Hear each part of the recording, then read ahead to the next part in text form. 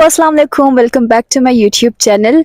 आज की वीडियो में मैं आप लोगों को अपना टोटल कॉस्ट ब्रेक डाउन बताऊंगी कि मुझे पाकिस्तान से जर्मनी आने तक कितना खर्चा लगा। It's all about every single rupees that I invested in the way of coming to Germany. So first of all, आप डिग्री अपनी लेते हो, बैचलर्स की डिग्री लेते हो, तो उसके बाद आपने किसी भी यूनिवर्सिटी के लिए फ़ॉरेन कंट्री में जब अप्लाई करना होता है तो इंग्लिश प्रोफिशिएंसी सर्टिफिकेट चाहिए होती है उसके लिए. So the very first step for me was to get my IELTS certificate, English proficiency certificate. उसके लिए मैंने ब्रिटिश काउंसिल में रजिस्टर किया था. ऑलमोस्ट अगस्त 2023 को मैंने किया था, तो ऑलमोस्ट मुझे 64,000 पाकिस्तानी रुपीस लगे थे, जो कि I don't know how much Euros बनते हैं. तब पाकिस्तानी रुपीस में मैं बताऊंगी आप लोगों को. 64, क्योंकि मैं पाकिस्तानी रुपीस में खर्च रही थी, 64,000 रुपीस मुझे आइल्स के लिए लगे. उसके बाद डॉक्यूमेंट्स की जो वेरिफिकेशन होती है उसके खर्चे होते हैं. बैचलर्स को HSC वेरीफाई करना होता है, उसके लिए 3,000 to 3,500 मुझे इतना खर्चा हुआ. IBCC वेरिफिकेशन के लिए 4,500 पाकिस्तानी रुपीस, जो कि मैंडेटरी नहीं है, लेकिन तब मुझे पता नहीं था तो मैंने IBCC वेरिफिकेशन भी करा ली थी. अब मेरे डॉक्यूमेंट्स अटेस्ट हो गए हैं, मेरे पास बैचलर्स की डिग्री है, आइल्स भी है, तो मैंने यूनिवर्सिटी सेलेक्ट किया. और टोटल मैंने 5 यूनिवर्सिटीज़ में अप्लाई किया, जिसमें एक का बिल्कुल रजिस्ट्रेशन फ़ीस नहीं था और बाकी 4 का रजिस्ट्रेशन फ़ीस था. यूनिएसएस के थ्रू आप जब अप्लाई करते हो तो पहला एप्लीकेशन 70 यूरोज़ होता है, तो आपको एटलीस्ट 70 यूरोज़ फ़ीस देनी होती है अप्लाई करने के लिए, रजिस्ट्रेशन होती है. उसके बाद आप जितने भी यूनिवर्सिटीज़ अप्लाई करते हो ऑलमोस्ट 30 यूरोज़ पर यूनिवर्सिटी लगता है. सो मैंने 5 यूनिवर्सिटी में किया था, एक की फ़ी नहीं थी, बाकी 4 की मैंने फ़ीस दी थी. तो ऑलमोस्ट 48,000 to 50,000 मुझे इतना लगा था यूनिवर्सिटी अप्लाई करने के लिए जर्मनी में. सो अभी तक क्या कॉस्ट आ रहा है हमारा? आइल्स का आ रहा है, डिग्री वेरिफिकेशन का आ रहा है, और यूनिवर्सिटी रजिस्ट्रेशन फ़ीस की आ रही है. उसके बाद जब मेरा एडमिशन आ गया फुलदा यूनिवर्सिटी से, मुझे अब इनरोलमेंट फ़ीस देनी थी, इनरोल करना था अपने आप को सेमेस्टर में. तो इनरोलमेंट फ़ीस तब हमारी 330 यूरोज़ थी, जो ऑलमोस्ट 1 लाख समथिंग होता है. हमारी इनरोलमेंट फ़ीस ज़्यादा हो गई है, 382 हो गई है, लेकिन तब 330 था. यूनिवर्सिटी में मेरा एडमिशन हो गया, मैंने इनरोल कर दिया. अब मुझे वीज़ा चाहिए यूनिवर्सिटी तक जाने के लिए जर्मनी में. सो वीज़ा के एक्सपेंसेस आ गए. वीज़ा के एक्सपेंसेस में सबसे इम्पोर्टेंट ब्लॉक अकाउंट होता है, जो कि मेजर एक्सपेंस होता है. बाकी 1,50,000, 40,000, 3-4 हज़ार डॉक्यूमेंटेशन वेरिफिकेशन और बाकी रजिस्ट्रेशन फ़ीस वगैरह में से मतलब कम एक दफ़ा में आपने सब नहीं देना होता, इतना बड़ा अमाउंट नहीं देना होता. बट ब्लॉक अकाउंट में आपको एकदम से 11,904 यूरो देना होता है, जो ऑलमोस्ट 36 लाख होते हैं पाकिस्तानी, 36 लाख. सो वो सबसे बड़ा मसला होता है. अगर वो हो गया तो ऑलमोस्ट बाकी सारे खर्चे कवर हो जाएंगे. ब्लॉक अमाउंट मेरा हो गया, मेरे सारे डॉक्यूमेंट्स हो गए, मेरे पास एडमिशन लेटर या एनरोलमेंट लेटर है. इसके बाद मैं वीज़ा अप्लाई मैंने किया, क्योंकि मैं बलूचिस्तान से हूँ, तो वीज़ा मैंने कराची कौंसुलेट से अप्लाई किया. तो मुझे कोयटा से कराची जाने में भी खर्चा लगा. मैं अपनी अम्मी के साथ गई कराची बाय फ़्लाइट, एंड वहाँ पे स्टे वगैरह 2 दिन के लिए, एंड देन मतलब छोटे मोटे खर्चे जो होते हैं सब मिला के कराची मेरा आना जाने का खर्चा ऑलमोस्ट 60,000 to 70,000 हुआ. 60,000 to 70,000 में 23,000 वीज़ा फ़ीस भी था, क्योंकि आप जब इंटरव्यू देने जाते हो वीज़ा के लिए तो वहाँ पे आपको वीज़ा फ़ीस भी देनी होती है, जो कि 23,000 था. अब मेरे ख्याल से 25,000 हो गया है, क्योंकि डॉलर का रेट ऊपर नीचे होता है. तो तब 23,000 था. बस आई डोंट नो, मेरा फ़ोन बैकअप पे चला गया था, क्योंकि स्टोरेज मेरे फ़ोन की मैंने आईफोन स्टोरेज से iCloud में करनी थी, तो मेरा फ़ोन एकदम से वो बंद हो गया, बैकअप हो रहा था. इसलिए मैं रूम में आ गई हूँ अब, क्योंकि बाहर बहुत अंधेरा है. It's gonna be 10:30 PM at night, तो अंधेरा हो रहा है थोड़ा. सो हम कहाँ तक पहुँचे थे? हमने वीज़ा ले लिया, 23,000 वीज़ा फ़ीस मैंने दी थी. उसके बाद वीज़ा जब मेरा आ गया, मेरा पासपोर्ट आ गया, वीज़ा आ गया, उसके बाद शॉपिंग کے لیے اوبیسلی مجھے تو سوٹ کیسز لائک تقریباً 14-15 ہزار میں سوٹ کیسز ملتے ہیں پاکستان میں. 2 سوٹ کیسز میں نے 14-15 ہزار میں لیا تھا. اس کے بعد تھوڑی بہت ونٹر کی شاپنگ اور ادھر ادھر کا سامان لینا ہوتا ہے, شاپنگ لینی ہوتی ہے, کرنی ہوتی ہے. کیونکہ میں یو ایس تقریباً 1 سال پہلے ہی گئی تھی, تو ونٹر کا میرا جو میرے ونٹر آؤٹ فٹس تھے وہ آلموسٹ نئے تھے, تو میں نے اتنے نہیں لیے, بٹ سوٹ کیسز اور ادر اسٹفس میں نے لیے تھے, تو آلموسٹ 40,000-50,000 اس کو لگا لو اگر آپ اچھی شاپنگ کرتے ہو جانے سے پہلے. ادروائز اتنا نہیں ہوتا, وہ آپ پہ ڈیپینڈ کرتا ہے کہ آپ نے کیا کیا لینا ہے.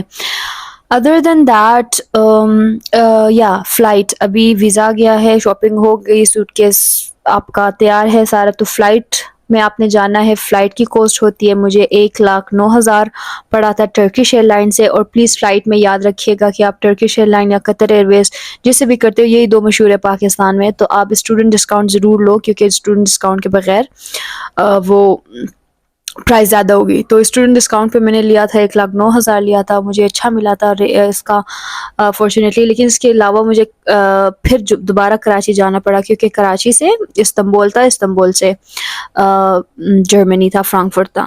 سو وہاں پہ دوبارہ خرچہ لگا. میری امی دوبارہ میرے ساتھ گئی کراچی ایئرپورٹ تک, اور پھر ٹوٹل ملا کے اگر آپ سارے خرچے چھوٹے موٹے ڈاکیومنٹیشن سے لے کر, بلاک اکاؤنٹ سے لے کر, ویزا فیس سے لے کر, فلائٹ کے خرچے لگا لے, ٹوٹل آلموسٹ 40-43 لاکھ ہوئے تھے.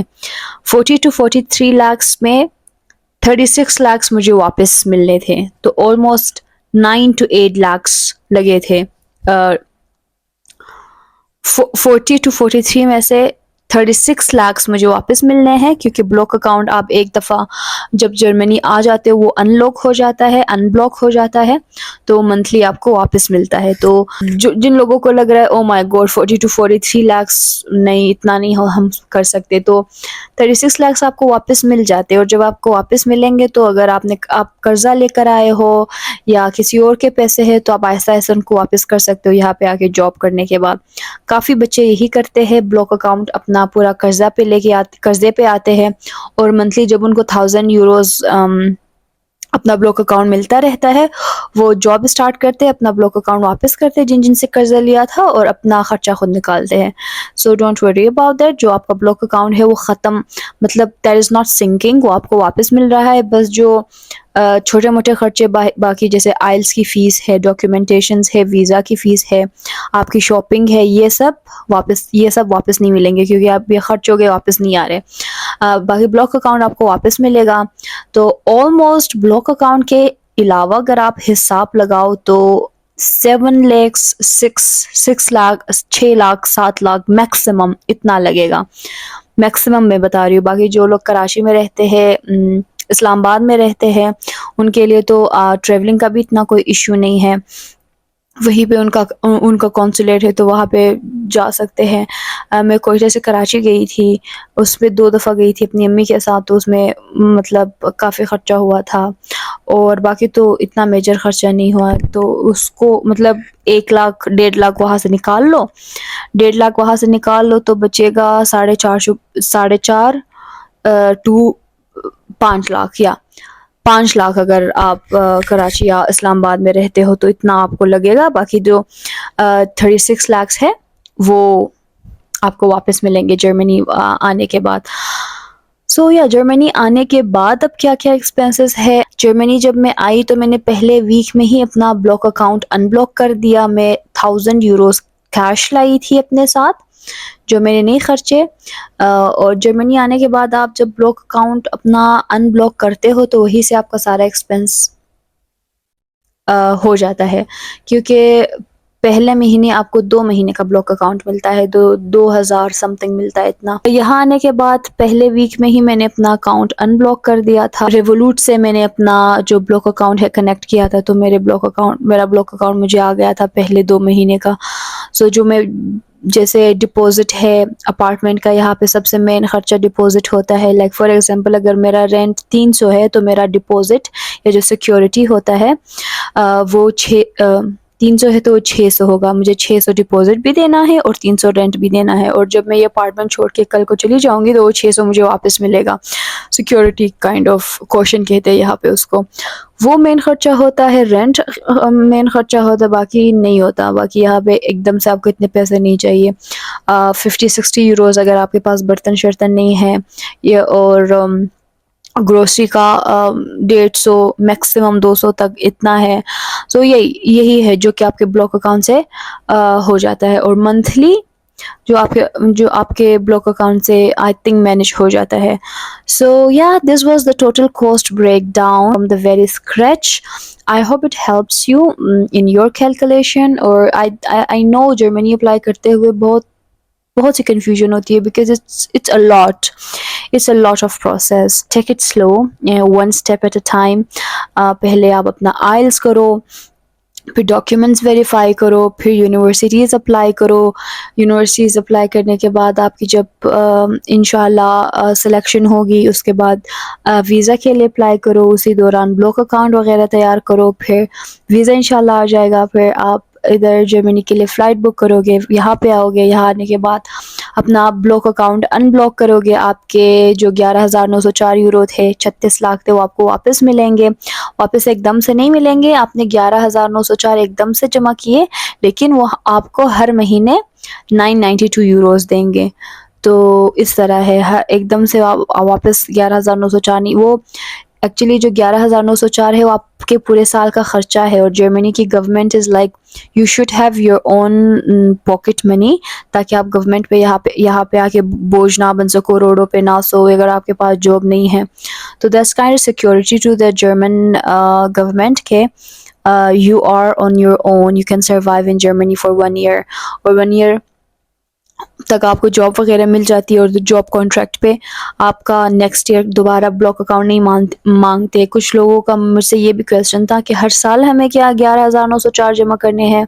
سو نو, ان almost 90% آف دا سٹیز اور ان جرمنی آپ کا کانٹریکٹ پہ یا کہ جاب کانٹریکٹ پہ آپ کا ویزا رینیو ہوتا ہے. سو یا دیٹس ناٹ این ایشو. ایک دفعہ آپ جرمنی آتے ہو, باقی کوئی آپ کو یہاں پہ زبردستی نہیں نکال سکتا جب تک آپ اسٹوڈنٹ ہو. آپ کا اسٹوڈنٹ اسٹیٹس رہتا ہے جب تک آپ کسی یونیورسٹی میں انرول ہو. So yeah, that's the thing. I hope this video helped you. If you have any question, you can drop down that in the comment section. See you in the next video, and please tell me what should be the next video about, because I want to make the video on your demand. Until then, apna bahut khayal rakhe. Take good care of yourself. Cheers.